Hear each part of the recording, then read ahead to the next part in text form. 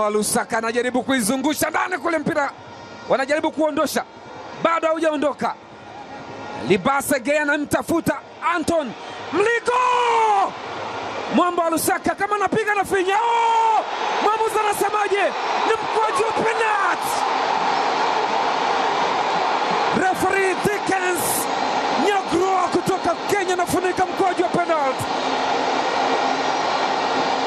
Captain Beka Bakari Mwamnyeto anamfuata Dickens kwamba how is this a penalty?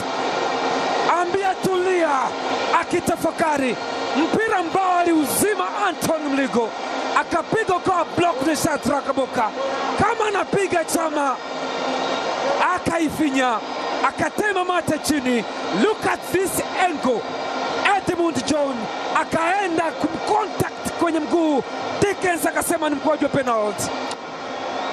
Yeye ndo yupo kwenye kibarua kizito. Gozi la ng'ombe anapewa Selemani Mwalimu. Selemani Mwalimu, Sele Gomez mzuri kwa mkwaju wa penalty. Acha tuone hii nafasi. Selemani! Ni Sele Gomez! Yanga wametii finali. Selemani Mwalimu Gomez amempoteza Djigui Diarra.